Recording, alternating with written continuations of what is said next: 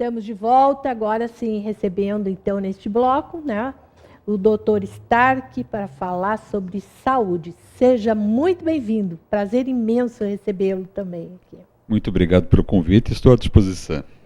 Então, doutor, nós vamos falar primeiro uma curiosidade, acho que não só a minha, mas como de muita gente, porque na verdade acabou virando uma neura, essa história toda.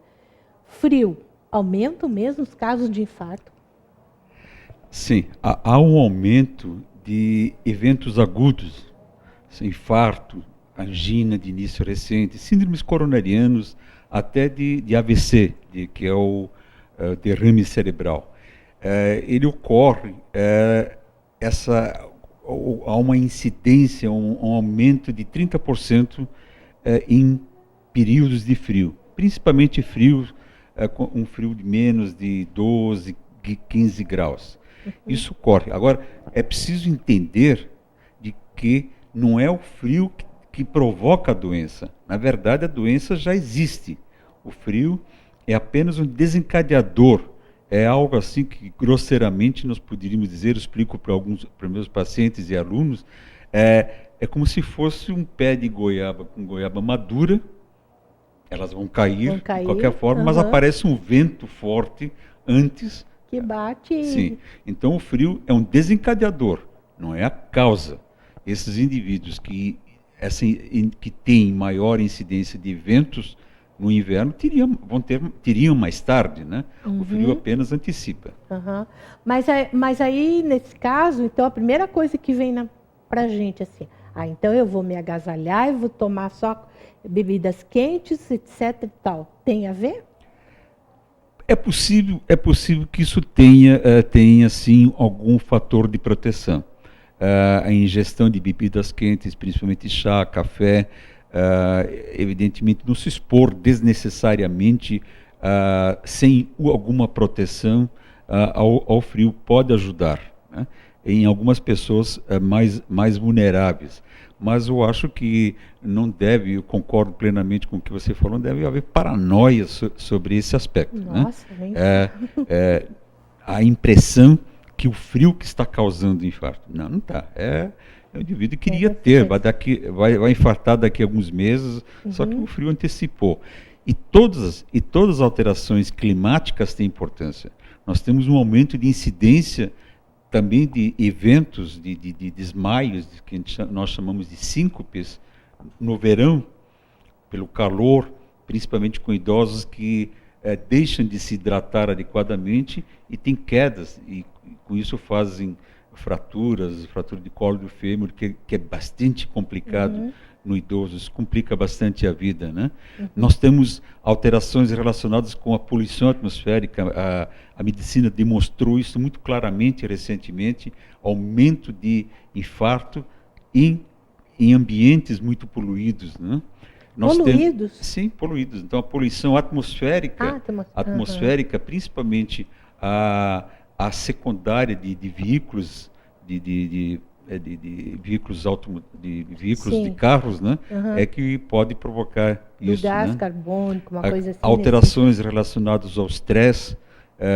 Eu e o professor Sérgio Zimmermann, nós pesquisamos e publicamos, isso foi apresentado em Chicago, nos Estados Unidos, mostramos que 2 semanas depois nossa grande tragédia aqui em Blumenau, em 2008, nós tivemos aumento também de mortes e de infartos. Né? Por estresse. Então, o indivíduo, o coração, ele está num contexto ambiental, de estresse. Né? E que faz mais sentido, me parece, sim, né? Sim. Como a preocupação com relação à hipertensão, né?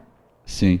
Tem a ver, né? A hipertensão é uma doença assintomática, ela é a maior causa de doença cardíaca e é a maior causa de doença cardíaca evitável. Entretanto, como ela tem um curso muito lento, assim, décadas e décadas, e sem sintomas, a adesão ao tratamento é muito pequena. Isso faz com que haja um aumento de infarto, de morte súbita, de derrame precoce. Né? Nós não somos imortais, mas nós não queremos que isso aconteça precocemente. Gostaríamos, né? Biologicamente, nós temos condições de viver 120 anos. Uhum. Muito poucas pessoas conseguiram. Mas, quanto menos cuidado, nós nos distanciamos muito mais desses 120 anos. Né? E essa questão de calor, do verão e tal, também, para mim, pelo menos, sempre fez muito mais sentido. Porque, assim, eu não gosto de verão.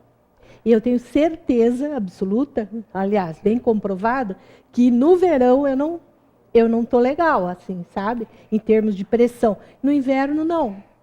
Faz sentido, né? É preciso diferenciar desconforto. Desconforto com risco. O verão, fora da praia ou fora em algum ambiente, ele é muito mais desconfortável. Além disso,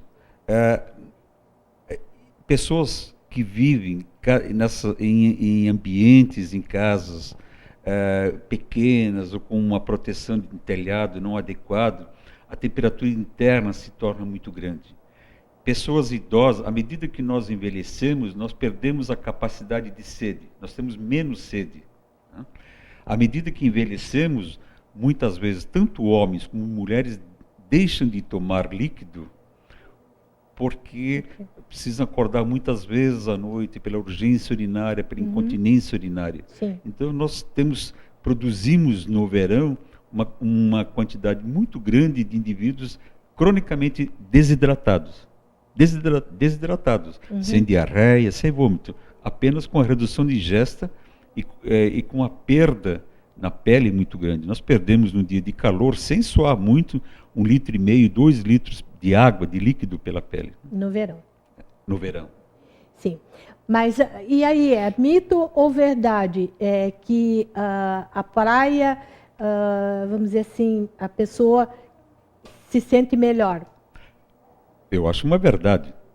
Desde que a gente vá para lá. Desde que goste de praia. Desde que vá para lá, porque nós vamos para lá em férias, assim, né? É um outro ambiente. Mas baixa pressão tem a ver ou não? Não. Se você subir no telhado da sua casa, o primeiro andar, do segundo andar do seu prédio, na praia, você está na altitude de Blumenau. Né? Se for lá na prainha, está quase na altitude da praia. Não há diferença de altitude. Essas diferenças de altitudes começam a ser percebidos com 1.500, 2.000 metros. Então, né? É mito. Então, não, isso é mito. É claro que lá é melhor, porque relaxa. É mais bonito, é um ambiente que nós estamos lá para descansar, nós estamos com andamos de bermuda, aqui nós temos que andar de sapato, temos que trabalhar, né? É claro que é melhor, né?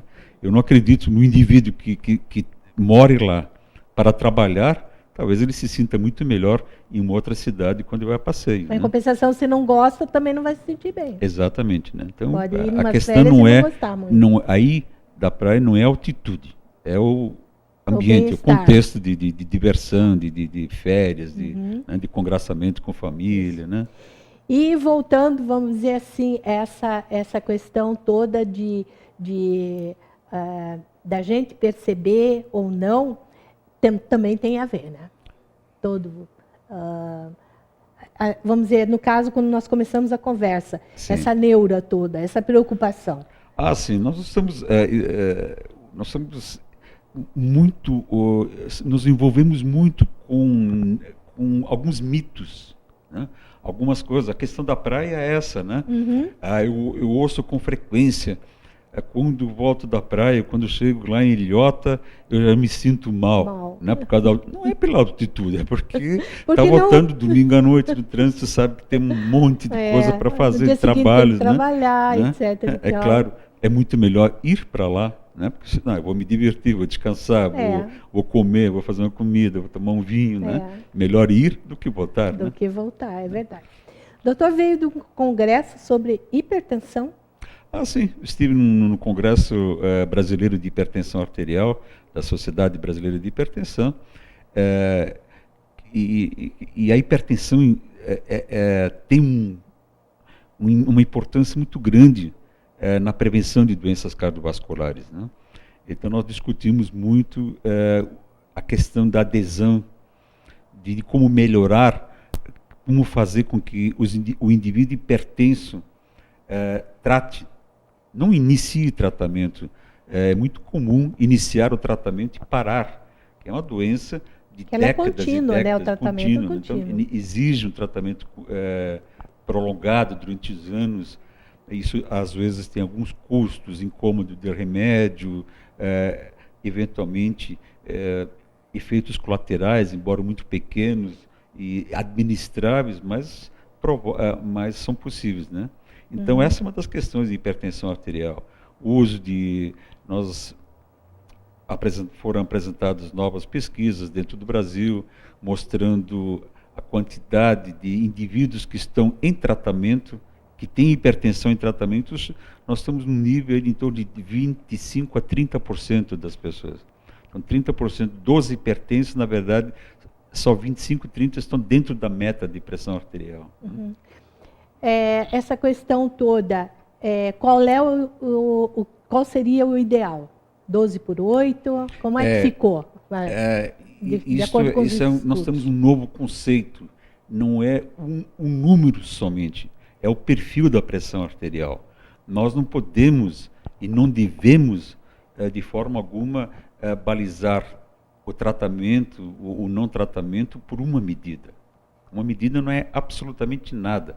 É muito mais importante conhecer o perfil da pressão arterial. Então, nós temos que usar novas modalidades de medida de pressão arterial, técnicas adequadas de medida de pressão arterial. Isso é um erro e há muito mito nisso. Isso é muito comum em Blumenau, do indivíduo, quando sente alguma coisa, tontura, dor de cabeça, está nervoso, qualquer coisa, ele vai medir a sua pressão. Uhum. Se a pressão estiver elevada, ele vai correndo à emergência. Se a pressão estiver normal, não vai. Então, muitas vezes a pressão está normal, mas ele está tendo infarto. Então, esqueçam essa questão do número, né? A média da pressão arterial nas medidas feitas fora do ambiente médico hospitalar deveria ser menos de 13,5. Mas a média das medidas, não uma medida isoladamente. Né? Uhum. Questão dos medicamentos, deve ter novidades, enfim. O medicamento, ele deve ser o resto da vida, assim, ou a pessoa acostuma, o organismo acostuma? Bom, o hipertenso, quando bem estratificado, bem diagnosticado, em geral, ele é hipertenso para o resto da vida, ele precisa de tratamento para o resto da vida. Certo. Jamais podemos afirmar que ele vai ter que tomar esse medicamento para o resto da vida. Para o resto da vida pode ser 30, 40, 50 anos. Eu não faço a mínima ideia de como é que nós vamos tratar hipertensão daqui a 40 anos. Uhum. Né? Nós devemos acompanhar o paciente. Nós temos que tratar tanto a hipertensão arterial como monitorar o tratamento. Então, é possível, e muitas vezes se faz, troca de medicamentos porque houve efeitos colaterais ou porque está tomando outro medicamento, alguma nova situação. Né? Existem efeitos colaterais? Existe todo. Não existe nenhum medicamento sem efeitos colaterais adversos. Não existe. Todo medicamento tem efeitos.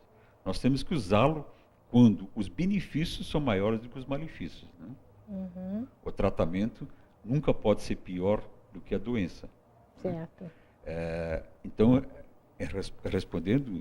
resumindo, é preciso acompanhamento médico. Uhum. Não precisa nem ser com um cardiologista, pode ser na atenção primária, com um médico posto, mas é preciso para controlar tanto a pressão como o tratamento. Certo. Esse controle, qual seria o ideal para uma pessoa, para um hipertenso? Isto, geralmente, habitualmente, o médico determina, porque existem vários fatores envolvidos, mas, em geral, é de 4 a 8 meses. 4 a 8 meses. O retorno. Sim, no início do tratamento, menos, 30 dias, 60 dias, no início. Mas depois que estabilizou, 6 meses, 8 meses, algumas situações até anual. Mas é uma visita regular, né? Sim, precisa. Precisa. O hipertenso estabelece um casamento com um médico, com um profissional que tem capacidade e conhecimento para manejar a sua doença e o seu tratamento. Né?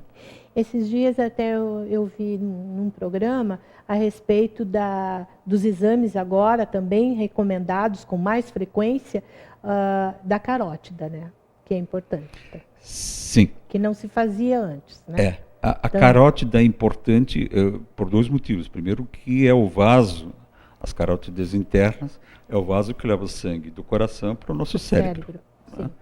E um dano no cérebro faz um estrago numa metade do corpo, né? Um derrame. Né? Muitas vezes catastrófico. Né? Mas não é só por isso. É que a carótida é um lugar onde as artérias são muito fáceis de ser examinadas. Então, através de ultrassonografia, nós podemos avaliar se existe espessamento da parede. Então, alterações mínimas são importantes, não que haja risco de entupimento, mas significa de que esse indivíduo está tendo uma doença aterosclerótica, que nesse caso nós temos que agir com mais rigidez, com mais agressividade no tratamento. Então, esse espessamento de carótida, ele dá mais informações ao médico para balizar melhor, estratificar melhor o tratamento. Doutor, para finalizar assim, sobre o ponto de vista cardiológico, exercício, né? Nada de vida sedentária, mas aí eu pergunto, na verdade, as pessoas não são tão sedentárias assim, né? O dia a dia pode entrar vamos dizer assim, num planejamento, num plano de exercícios? É evidente que sim. Os indivíduos de algumas décadas atrás, que hoje têm 80, 90, 100 anos, eles nunca frequentaram academia. Exato. Nunca saíram para caminhar na beira-rio. Né? Mas eles tiveram uma vida ativa. Sem carro? Sem carro. Né? Vida ativa, né? O que nós não temos. O que nós não precisamos ter. E é cada vez mais difícil por questões climáticas, porque não existe espaço, porque não temos tempo, né? Porque existe controle remoto, porque tem... né? Ou porque não gosta tudo. Também, né? Às Sim, vezes. também. E também porque não temos espaço suficiente. Certo. Né? Eu acho que temos que... As cidades, não estou falando de Blumenau, estou falando de todas as cidades, precisam ter responsabilidade nisso. Nós precisamos criar lugares adequados para as pessoas caminharem e andarem. Claro, é verdade.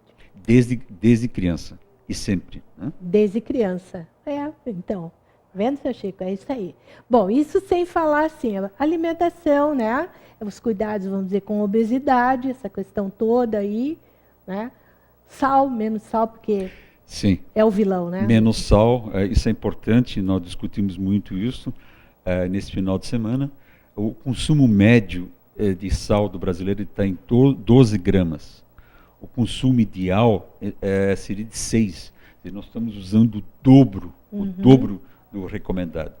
Então, alguns países, a Inglaterra está se dando muito bem com isso, o Canadá, eles estão fazendo campanhas para redução do sal, para substituição do sal com temperos, né? E isso é possível. Tirar né? o saleiro da mesa também, né? Não, isso não pode existir. Pode, né? Né? Não pode existir. Né?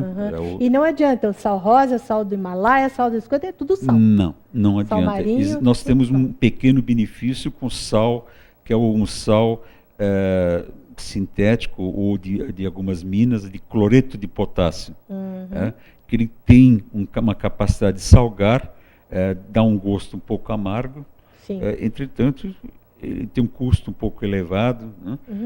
Eu acho que o melhor é reduzir progressivamente, né? Dentro de cada família, progressivamente o sal, para que haja uma adaptação. Mais uma coisa que eu ouvi também, que eu achei interessante, e agora eu vou no supermercado e eu olho assim. Quando diz no rótulo sódio, tipo assim, 1%, que é quase raro, é muito raro encontrar. 1% a gente multiplica por 4, que é sinal que tem 4 de sal, na verdade. Sim, exatamente. 1% de sódio. Sódio. Sódio é um componente do cloreto de sódio. Isso, aí multiplica por 4 para saber a quantidade de sal. Então, quando tiver um alimento, por exemplo, pães, é sábio escolher o que tem menos percentagem, menos. Né? Sim. Esses números são meio difíceis, às vezes confusos, às vezes feitos para confundir mesmo. Mas aí compare. Use aquele que tiver menos, use aquele que tiver mais fibra. Isso aí. Doutora, amanhã faz uma palestra, amanhã temos um evento médico aqui em Blumenau, para em torno de 50 médicos. Estava aqui fora preparando. Está preparando, tá bom. Mais alguma coisa que você queira colocar? Não, só agradecer a oportunidade. Imagina, eu que tenho que agradecer. Nós, como médicos, nós nos sentimos na obrigação de informar, né? É a nossa missão. Né? Isso. Eu agradeço, eu sei que o senhor também está ocupado aqui com a palestra, com aula, enfim, né? Mas agradeço muito, né, a sua presença aqui. Né? Um abraço para a Rosângela lá, que... Tá bem. E vamos ver se a Carol vem aqui no programa para conversar também, né? A Carol, minha filha, designer. Designer, né? Sim. Então, doutor, muito obrigada mesmo, tá? Obrigado, pela sua eu presença. que agradeço. Vamos chamar os nossos comerciais, né, seu Chico? E rapidinho voltamos aqui com mais convidados. Não saia daí que eu volto já já.